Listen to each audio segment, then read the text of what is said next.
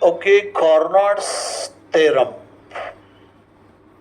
We know that efficiency of the reversible heat engine does not depends upon nature of the working substance and temperature of the working substance. So this efficiency of the heat engine is mainly depends on temperature limits between which the engine works. Means temperature at the source and also temperature at the sink. ಇಲ್ಲಿ ಯಾವುದೇ reversible heat engine ಅಂತ ತಗೊಂಡ್ರೆ ಅದರ efficiency working substance ಮೇಲೆ depend ಆಗಿಲ್ಲ. Nature of the working substance ಯಾವುದು ಅನ್ನೋದ್ರ ಮೇಲೆ ಡಿಪೆಂಡ್ ಆಗಿಲ್ಲ. Reversible heat engine. ಅದೇ ರೀತಿ ಆ ಒಂದು temperature of the working substance ಎಷ್ಟು ಅನ್ನೋದ್ರ ಮೇಲೂ ಸಹಿತ ಡಿಪೆಂಡ್ ಆಗಿರೋದಿಲ್ಲ. ಆದರೆ ಮೇನ್ ಆಗಿ ಈ ಒಂದು ರಿವರ್ಸಿಬಲ್ ಹೀಟ್ ಇಂಜಿನ್ನ ಎಫಿಸಿಯನ್ಸಿ ಯಾವುದ್ರ ಮೇಲೆ ಡಿಪೆಂಡ್ ಆಗಿದೆ ಅಂದರೆ ಯಾವ ಟೆಂಪರೇಚರ್ ಲಿಮಿಟ್ಸ್ ಅಲ್ಲಿ ಇಂಜಿನ್ ವರ್ಕ್ ಆಗ್ತಾ ಇದೆ, ಸೋರ್ಸ್ ಅಲ್ಲಿರೋ ಹೈ ಟೆಂಪರೇಚರ್ ಎಷ್ಟಿದೆ, ಸಿಂಕ್ ಅಲ್ಲಿರೋ ಲೋ ಟೆಂಪರೇಚರ್ ಎಷ್ಟಿದೆ ಅನ್ನೋದ್ರ ಮೇಲೆ ಡಿಪೆಂಡ್ ಆಗಿರುತ್ತೆ efficiency of this heat engine. So this Carnot's theorem states that the first point is the efficiency of the heat engine does not depends upon the efficiency of the reversible heat engine does not depends upon the nature of the working substance and does not depends upon the temperature at the working substance.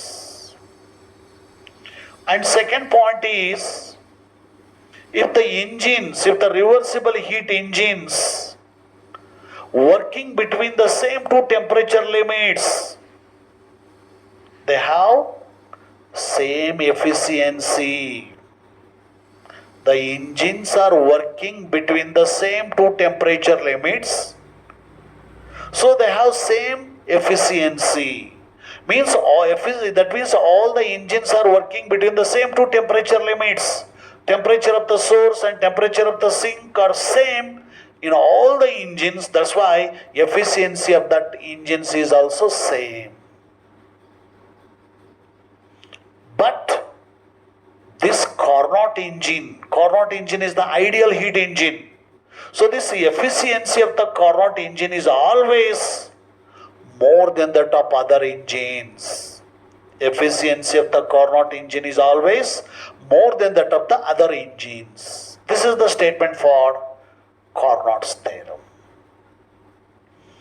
ಇಲ್ಲಿ ಕಾರ್ನಾಟ್ಸ್ theorem statement ಏನು ಹೇಳುತ್ತೆ ಅಂದರೆ, ಯಾವುದೇ ಒಂದು reversible heat engine ತಗೊಂಡ್ರೆ ಅದರ efficiency nature of the working substance ಮೇಲೆ depend ಆಗಿಲ್ಲ ಮತ್ತು ಆ ವರ್ಕಿಂಗ್ ಸಬ್ಸ್ಟೆನ್ಸ್ ಅಲ್ಲಿರೋ ಟೆಂಪರೇಚರ್ ಮೇಲೆ ಡಿಪೆಂಡ್ ಆಗಿಲ್ಲ. ಎರಡನೇ ಪಾಯಿಂಟ್ ಏನು, ಇಲ್ಲಿ ಎಲ್ಲ ಇಂಜಿನ್ಸ್ಗಳು ಸೇಮ್ ಟೆಂಪರೇಚರ್ ಲಿಮಿಟ್ಸ್ ಅಲ್ಲಿ ವರ್ಕ್ ಆಗ್ತಾ ಇದ್ರೆ, ಎಲ್ಲ ಇಂಜಿನ್ಸ್ ಅಲ್ಲಿ ಇರ್ತಕ್ಕಂಥ ಸೋರ್ಸ್ ಅಲ್ಲಿರೋ ಟೆಂಪರೇಚರು ಮತ್ತು ಸಿಂಕ್ ಅಲ್ಲಿರೋ ಟೆಂಪರೇಚರ್ ಸೇಮ್ ಇದ್ರೆ ಆಗ ಆಲ್ ದ ಇಂಜಿನ್ಸ್ಗಳಲ್ಲಿ ಎಫಿಸಿಯನ್ಸಿ ಇಸ್ ಆಲ್ಸೋ ಸೇಮ್. ಆದರೆ ಈ ಕಾರ್ನಾಟ್ ಹೀಟ್ ಇಂಜಿನ್ ಅಲ್ಲಿ, ಯಾಕಂದ್ರೆ Carnot engine is the ideal heat engine, ಈ ಕಾರ್ನಾಟ್ ಇಂಜಿನ್ ಅಲ್ಲಿ ಇರ್ತಕ್ಕಂಥ ಎಫಿಸಿಯನ್ಸಿ ಮಾತ್ರ more than that of other engines. ಇದು ಸ್ಟೇಟ್ಮೆಂಟ್. ಈಗ ಇದ್ರ ಬಗ್ಗೆ ನಾವು ಡಿಸ್ಕಸ್ ಮಾಡೋಣ, ಈ ಒಂದು ಸ್ಟೇಟ್ಮೆಂಟ್ ಬಗ್ಗೆ ಡಿಸ್ಕಸ್ ಮಾಡೋಣ. ಇಲ್ಲಿ two engines A and B are the two coupled engines. Couple system ಅಲ್ಲಿ ಟೂ ಇಂಜಿನ್ಸ್ ಎ ಮತ್ತು ಬಿ ಇದಾವೆ. Both the engines have the same source at the temperature high temperature T1 and both the engines have the same sink at the temperature T2. ಎರಡು ಇಂಜಿನ್ಸ್ಗಳು same temperature limits ಅಲ್ಲಿ work ಆಗ್ತಾ ಇದಾವೆ, T1 ಮತ್ತು T2. Source ಅಲ್ಲಿರೋ high temperature T1 ಇದೆ, sync ಅಲ್ಲಿರೋ low temperature T2 ಇದೆ. Now to consider as engine A is heat engine, engine B is the refrigerator ಅಂತ ಅಜ್ಯೂಮ್ ಮಾಡ್ಕೊಳ್ಳೋಣ.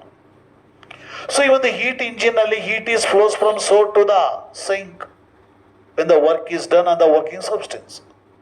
ಸೊ ಇಲ್ಲಿ ಇಂಜಿನಲ್ಲಿ ಹೀಟ್ ಇಂಜಿನಲ್ಲಿ ಏನಾಗುತ್ತೆ ಅಂದರೆ ಅದು ಸೋರ್ಸ್ ಇಂದ ಹೀಟ್ ಅಬ್ಸರ್ವ್ ಮಾಡಿಕೊಂಡು ವರ್ಕ್ ಡನ್ ಆದಮೇಲೆ ಸಿಂಕಿಗೆ ಹೀಟ್ ರಿಜೆಕ್ಟ್ ಆಗುತ್ತೆ. ಬಟ್ ಈ ಒಂದು ರೆಫ್ರಿಜರೇಟರ್ ಅಂತಂದ್ರೆ ಕಂಪ್ಲೀಟ್ಲಿ ಕಾನ್ವರ್ಸ್. ಫ್ರಿಡ್ಜ್ ಅಂತೀವಲ್ಲ, ರೆಫ್ರಿಜರೇಟರ್ ಆರ್ ಫ್ರಿಡ್ಜ್, ಅಲ್ಲಿ converse.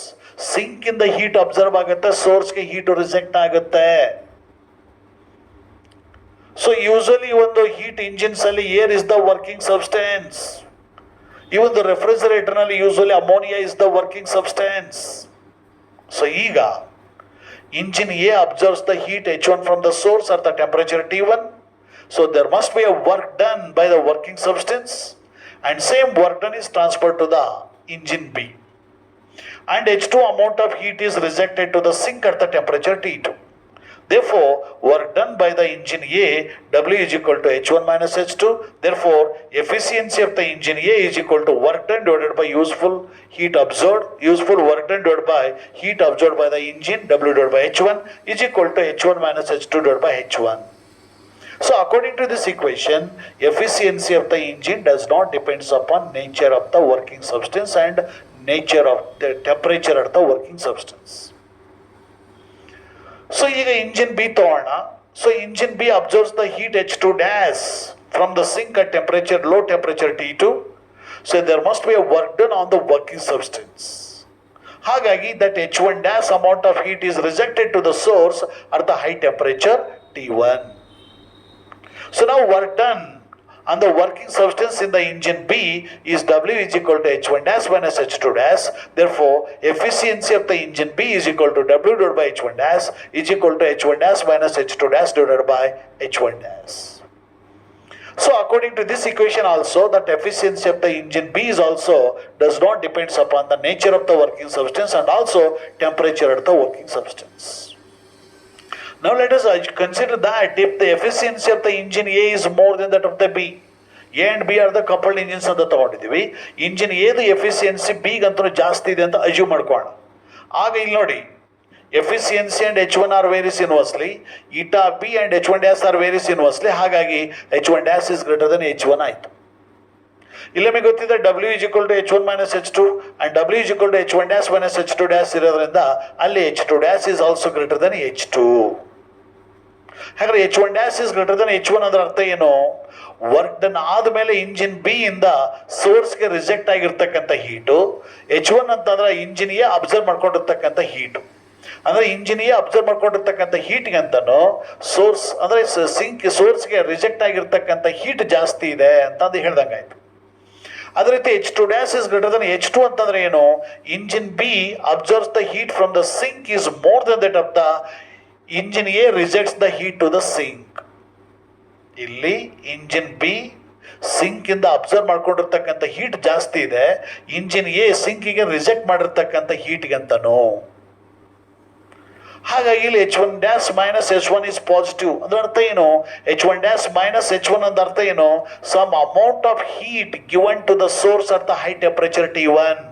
H1 dash minus H1 is the positive, which represents that some amount of heat, some quantity of heat is rejected or nothing but given to the source. That means is transferred to the source or given to the source at high temperature T1.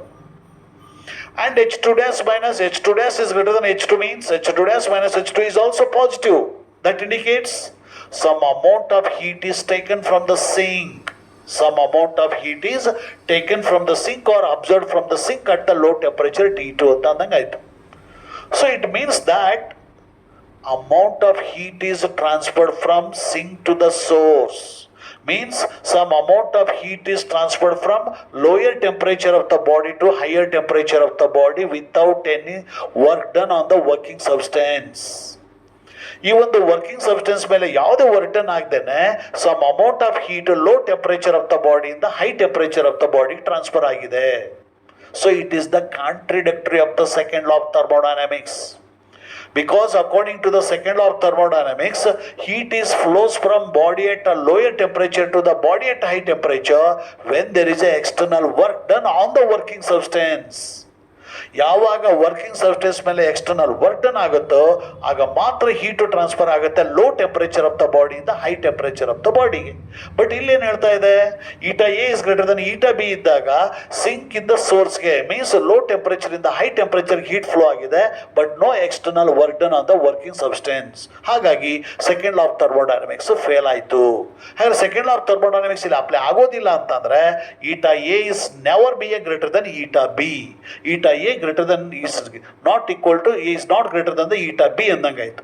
ಹಾಗಾದ್ರೆ eta A is not greater than eta B ಅಂದ್ರೆ there must be a eta A is equal to eta B ಅಂತ prove ಮಾಡ್ದಂಗಾಯ್ತು. ಅಂದ್ರೆ both the engines A and B are working between the same temperatures T1 and T2, so that should have the same efficiency in the engines A and B. ಅಂದರೆ A ಮತ್ತು B ಇವೆರಡು ಇಂಜಿನ್ಸ್ಗಳು same temperature limits ಅಲ್ಲಿ work ಆಗ್ತಾ ಇರೋದ್ರಿಂದ ಅವೆರಡು engines ಅಲ್ಲಿ ಇರ್ತಕ್ಕಂಥ temperature ಅಂದರೆ ಎಫಿಷಿಯನ್ಸಿನೂ ಸಹಿತ ಸೇಮ್ ಇರುತ್ತೆ ಅಂತ ಪ್ರೂವ್ ಮಾಡ್ದಂಗಾಯ್ತು. ಜೊತೆಗೆ in the ideal Carnot's heat engine no loss of heat either due to friction or conduction or radiation. ಇಲ್ಲಿ ರೇಡಿಯೇಷನ್ ಇಂದ, ಕಂಡಕ್ಷನ್ ಇಂದ ಅಥವಾ ಫ್ರಿಕ್ಷನ್ ಇಂದ ಈ ಒಂದು ಐಡಿಯಲ್ ಹೀಟ್ ಇಂಜಿನ್ ಇಂದ ಯಾವುದೇ ಹೀಟ್ ಲಾಸ್ ಆಗಲ್ಲ. ಹಾಗಾದ್ರೆ ಹೀಟ್ ಲಾಸ್ ಆಗಲ್ಲ ಅಂತಂದ್ರೆ its efficiency should be high. But in practice ನಾವು ಪ್ರಾಕ್ಟಿಕಲಿ ಯೂಸ್ ಮಾಡ್ತಕ್ಕಂಥ ಹೀಟ್ ಇಂಜಿನ್ಸ್ ಅಲ್ಲಿ some amount of heat is loss because of either friction or conduction or due to radiation. Some amount of heat is lost in the practically used heat engines. That's why the efficiency of the ideal heat engine is always greater than that of this other heat engines. Okay.